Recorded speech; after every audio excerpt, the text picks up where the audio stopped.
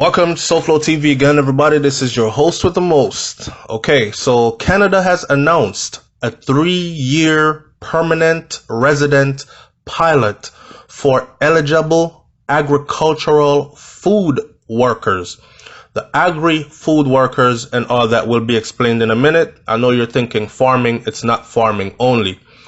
Details on how to apply for the new agri-food immigration pilot will be available as early as 2020 or in early 2020, and you can check on the link that will be left in the description in this video. All right, so a time gone by when you hear about people going on farm work to Canada, a lot of these people who actually became permanent residents and then eventually citizens were people that took a chance and ran off, is what we call it. Ran away and found someone to marry and built a life for themselves, and then they were able to do more for their family back in the Caribbean or wherever they came from. Now, they have always complained about the work conditions in Canada and the fact that they had no health insurance, and also the fact that they were disposable. So when they got sick, they would simply just send them home, rotate them out, find someone new to put in that position, and the work went on.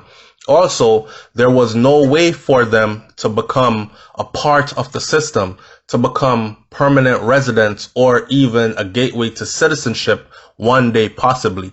So they would forever perpetually be stuck as laborers, coming in, working to their fingers to the bone, and then leaving, only to come in, work their fingers to the bone, and leave again, year in, year out, year after year after year. And there are people that have done this and have sent their children to college, universities, just doing this alone under the conditions they complained about for decades. Some people have been on the same program for 30, 40 years. Their entire life, that's all the work they've ever known, and they lived their whole lives, passed away, and everything else. Now Canada is trying to make it right. So temporary foreign workers with experience in Canada's agri-food sector will have a new pathway to Canadian permanent residence starting in early 2020. The 3-year agri-food immigration pilot will help retain experienced non-seasonal foreign workers with eligible job offers in Canada's agricultural and agri-foods industry. So a lot of the times the employers wanted to keep people, give them permanent position, but were not able to because they came there under that program and their visa would expire and another new batch of workers would come in. Now these employers are going to be able to say, hey, Johnny works really hard. I like him and he can move up in this company or even just stay where he's at, but I like how he works. Can I hire him permanently? And with him being offered that permanent position, he'll be able to take it to Canadian immigration and apply for this program, and he will be granted that permanent resident status. Now, the government of Canada says the industry exported, get this, a record $66.2 billion with a B, $billion worth of product in 2018. That is how big that industry is. And it supports 1 in every 8 jobs across the country. But industries such as meat processing and mushroom productions have experienced ongoing difficulty in finding and keeping new employees. So they're experiencing a shortage in certain fields and they're trying to fill those positions. Currently, migrant farm workers who come to Canada through its temporary foreign worker program for seasonal agricultural workers receive only limited term work permits and have absolutely no pathway to permanent residency. That's how it is right now. That is about to change. The occupations and industries that are eligible under the new agri-food immigration pilot includes meat processing, retail butcher, industrial butcher, food processing laborer, harvesting laborer for year-round mushroom productions and greenhouse crop productions, general farm worker for year-round mushroom production, greenhouse crop production, or livestock raising. Farm supervisor and specialized livestock worker for meat processing, year-round mushroom production, greenhouse crop production, or livestock raising. A maximum of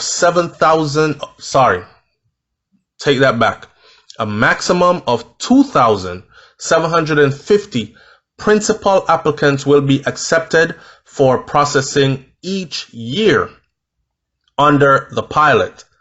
That's 2,750 each year.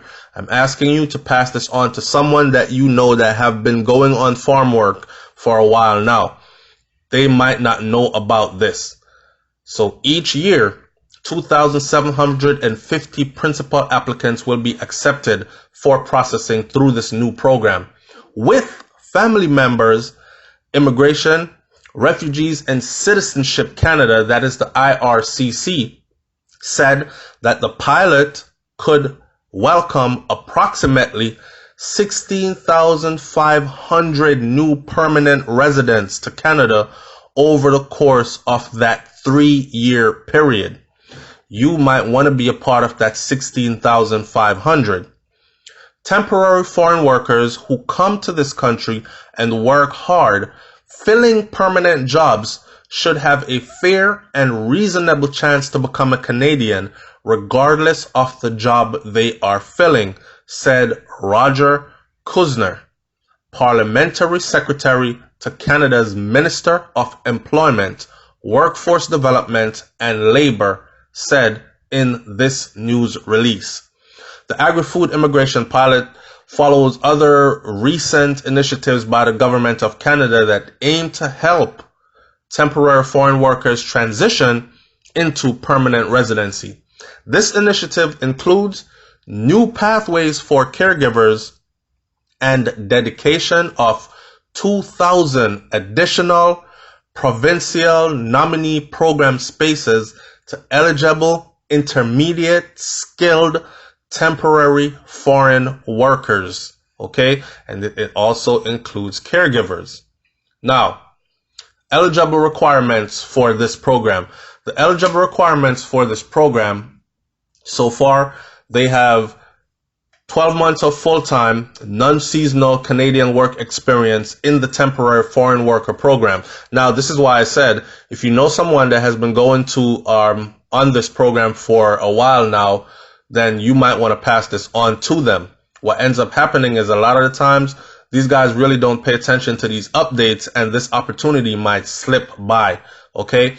So 12 months of full-time, non-seasonal Canadian work experience in the temporary foreign worker program in an eligible occupation in processing meat products, raising livestock, or growing mushrooms or greenhouse crops.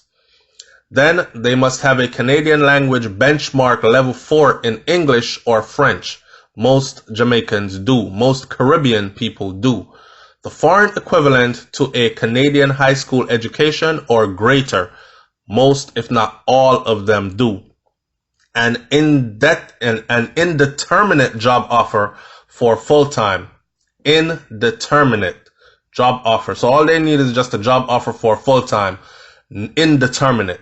Non-seasonal work in Canada outside of Quebec at or above the prevailing wage. In other words, someone offered them a job, they could put it in writing for them, and the job just needs to offer more than what minimum wage is.